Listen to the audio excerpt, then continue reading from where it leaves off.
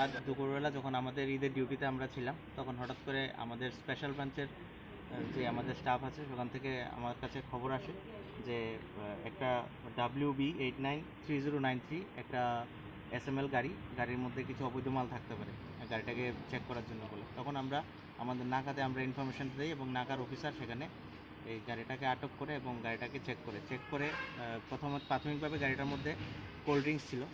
Cold drinks সরিয়ে যখন ভেতরে কোল্ড ড্রিঙ্কসের আড়ালে আমরা বার্মিজ সিগারেট আমরা পেয়েছি সেখানে, এবং প্রায় 40 কার্টুন বার্মিজ সিগারেট সেখানে, মানে দুটা ব্র্যান্ডের, একটা পেট্রন একটা মন্ট, দুটা ব্র্যান্ডের সেখানে আমরা পেয়েছি।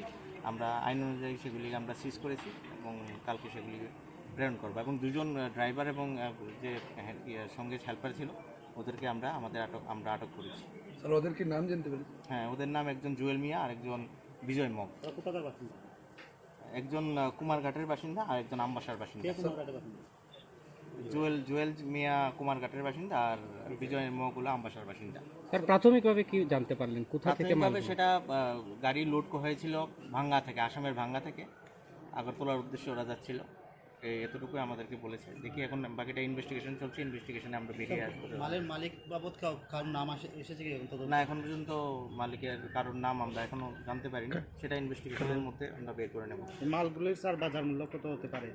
মালগুলির অ্যাকচুয়ালি বাজার মূল্য আমরা এখনো হিসাব করি। কালো বাজারের মূল্য সেটা মানে এক প্যাকেটের 40 কার্টুন, তো 40 কার্টুনে প্রায় 20 থেকে 30 লক্ষ টাকার মাল হতে পারে।